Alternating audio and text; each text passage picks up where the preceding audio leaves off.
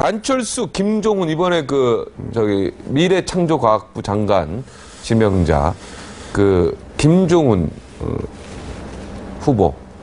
하고 비교를 많이 하잖아요. 지금 이게 일간 베스트에서 비교 표가 올라왔고, 네. 이제 인터넷 신문 뉴데일리에서 인용 보도를 했는데, 네. 비교할 것들이 너무 재미있는 게 많아요. 네, 어떤 겁니까?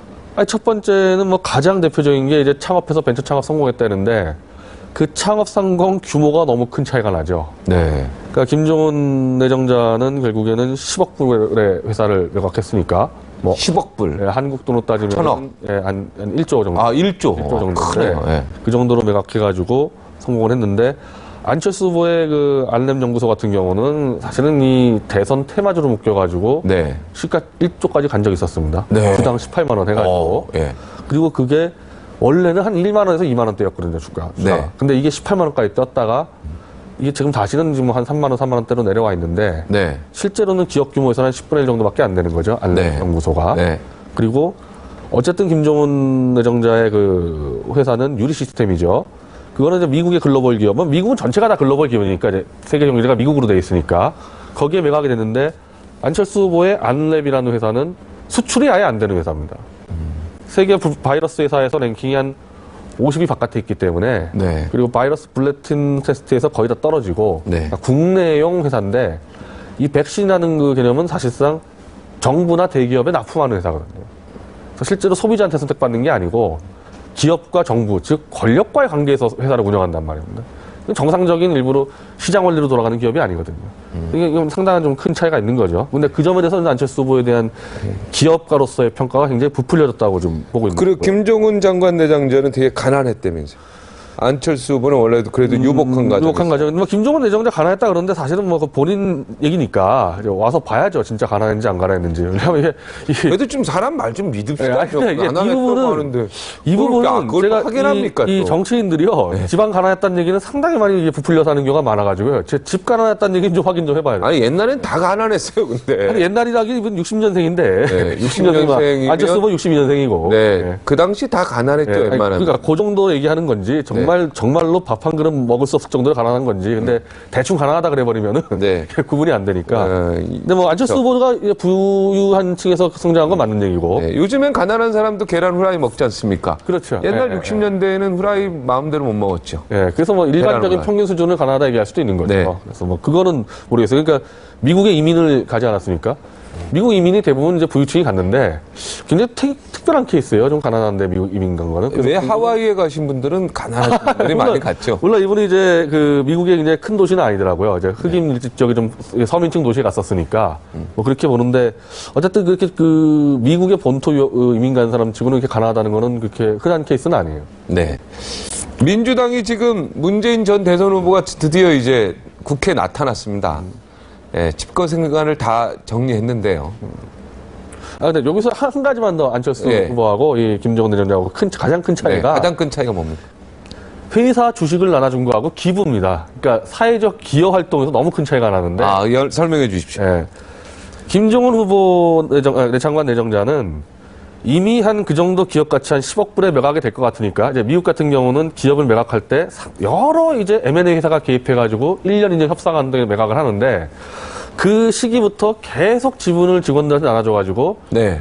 40%의 지분을 직원들에게 나눠줬습니다. 결국엔 한 2년 걸쳐서. 김종훈 장관 네, 장관 내정자가. 그리고 심지어 입사한 지 한 달도 안 된 사람들한테 아주 이 주식을 나눠줘가지고 네. 10억 불에 팔았으니까 4억 불이 직원들한테 들어간 거 아니에요. 대단하네요. 그래서 100만 장자를 한 2, 30명을 만들어내고 네. 회사 회사 입사하자마자 한 달 만에 10만 불 벌고 이런 이제 일들이 벌어졌는데 입사하자마자 막 근데 10억씩 버네. 그렇죠. 근데 사실은 실리콘밸리에서 또 상당히 많이 준 편이지만은 실리콘밸리나 테헤란밸리 한국에 그리고 구로 디지털 단지에서 이런 사례들은 흔합니다. 많아요. 액수가 좀 많다 뿐이지. 네. 직원들한테 많이 주고. 왜냐하면 벤처기업이라는 데가 이렇게 된단 말이죠. 우리가 지금은 가난하지만은 2, 3년 뒤에는 크게 성공할 거다. 그때 나눠갖자. 그러면 직원들에게 뭘 담보해줘야 될 거 아니에요? 네. 그게 주식입니다. 스탁옵션이나. 네. 그러니까 그렇게 해서 직원들의 나가는 급여를 낮춰가지고 비용을 낮춰서 버텨간단 말이죠. 대부분 그렇게 합니다. 네. 근데 안철수 후보는 전체 주식에 이미 상장을 한 상태에서 1.5%를 직원들에게 나눠줬어요. 네. 이거는 나눠줬다고 얘기하기가 상당히 어려운 정도의 수준인데 40%와 1.5%. 1.5%. 더군다나 안철수 후보는 이미 그 당시에 BW를 통해 가지고 자기가 엄청난 부를 축적, 700억대의 부를 축적한 다음에 이미 주가가 튀어졌죠. 그때 나눠줬기 때문에 직원들이 스탁옵션 가지고 오히려 돈을 잃어버렸어요. 돈을 손해봤습니다. 주가가 네. 떨어져가지고. 네. 1.5% 주식을 나눠줘가지고 직원들이 오히려 털려버린 겁니다. 그게. 근데 나는 그 정도 되면은 정말 부끄러워야 되거든요. 어떻게 1.5%밖에 안 나눠주고 그걸 가지고 직원들을 손해보게 했으면은. 근데 이걸 가지고 TV에 나와서 전 재산을 준 것처럼, 뭐 본인은 나중에 아니라 그랬지만은 네. 시청자들이 이야기는 전 재산을 준 것처럼 해서 마치 예수 그리스도인 양 칭송을 받는다? 저는 도저히 그 정신 상태가 이해가 안 됩니다. 그렇게 하면 안 되는 거예요. 네. 1.5% 정도. 부끄러워서 감추고 있어야 되는 거를 그걸 가지고 대선 후보의 기반을 만들지 않았습니까? 네. 자, 이게 주식 문제고 사회적 기여도도요. 김종훈 후보 내정자는 이미 기업에서 활동할 때 당시에 그 주로 스탠퍼드 대학의 한국학과가 거기 뭐 미국 대학 같은 경우는 기부금만 들어오면 가차없이 없어지니까 네. 한국학연구소가 없어질 것 같으니까 200만 달러에서 기부해가지고 유지를 시켰고 네. 이제 본인이 나왔던 메릴랜드 대학도 이렇게 기부를 하는데 이거 뭐 KBS 그 다큐에서도 이제 나오는데 미국인들 같은 경우가 주로 기부를 했을 때 자기 이름을 많이 내겁니다. 그래서 자기 이름으로 대학 기부하면은 사람 이름이 이렇게 나오죠. 그럼 우리가 알고 있는 예를 들면 하버드 대학이다. 사람 이름입니다. 사람 이름입니다. 그래서 미국이 상당히 그런 게 익숙한데 그래서 재단 만들었다 그러면은 록펠러 재단이 나오는 거고 네. 카네기 재단 나오고. 근데 이분은 김종훈 내정자는 자기 이름을 안 걸어요. 기부를 하고. 익명으로 하는. 근데 그게 사실은 한국적 정서죠. 네. 그래서 대한민국의 그 삼성 창업주인 이병철 회장도 기부를 해서 재단을 만들었는데 그게 삼성문화재단 이렇게 되지 않습니까? 네. 자기 이름을 안 이병철문화재단 걸어요. 아니다. 삼성문화재단하고 예, 예. 정주영 회장 같은 경우도 아산 이제 호를 쓰는 거죠. 그것 때문에. 네. 아산재단 정도 만드는 거고 네. 한국이 정서가 자기 이름 안 거는 정서인데 네. 김종훈 내정자는 한국인이니까 당연히 한국식으로 이름을 안 내거는데 네. 미국인들이 볼 때는 아 이분 참 대단한- 돈하고도 이러는구나 이렇게 평가를 받는데 네. 안철수 후보는 일단은 자기 회사를 사람 이름 되는 게 미국은 그렇게 많이 하는데 한국은 그게 별로 없는데 네. 회사 이름을 일단은 자기 회사 이름을 하고 안랩.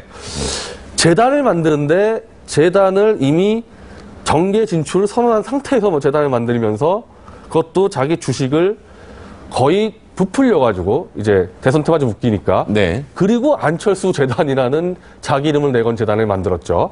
근데 원래 적정 평가가 한 2만 원짜리 주식이 대선 테마주 묶여가지고 18만 원까지 뛰었다가 한 11만 원대에 팔아서 980억 원의 현찰을 만들었는데 네. 그럼 그 돈 누구 돈이냐는 겁니다. 그 돈이. 그게 다 개미 2만 원짜리 개미 주식을- 투자자들의 돈이죠. 2만 원짜리 주식을 11만 원짜리 산 개미 투자자의 돈 980억으로 재단 만들면서 자기 이름을 내걸었기 때문에 야 이거 정말 부끄러운 일이에요. 그거는 문제가 있는 것 같아요. 그죠? 아, 지금 부끄러운데. 3만 원인데 11만 원짜리가 3만 원 됐으면 그 차액에 손해 본 사람이 누군가 국민들이 있을 거 거의 아닙니까? 뭐 한 80%는 털린 사람들이 있는 네, 거죠. 완전히 털린 거죠. 털린 개미 거죠. 투자자들. 네, 최소한 10만 원대 이상 사람. 이 사람들한테 돌려줘야죠, 사실은. 이건 정말 부끄러운 일입니다. 네. 이런 식으로 근데 기부하면 그걸로 재단 만들었다. 자기 이름으로 내걸었고 그것도 안철수 재단 이름. 그것도 대선용으로. 그건 말이 안 된다. 그래서 지금 그 재단이 제대로 운영이 안 되고 있어요. 뭘 하는지도 모르겠고. 네. 그래서 최소한 주식 나눠준 거하고 기부 문제는 김종훈 내정자하고 안철수 후보는 너무 큰 차이가 납니다. 네. 김종훈 내정자는 훌륭한 사람이네.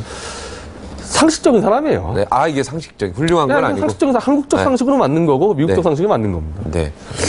그 주식 진짜 11만 원에 팔아서 3만 원 됐으면 그 돈은 사실 개미 투자자들 돈인데, 그죠?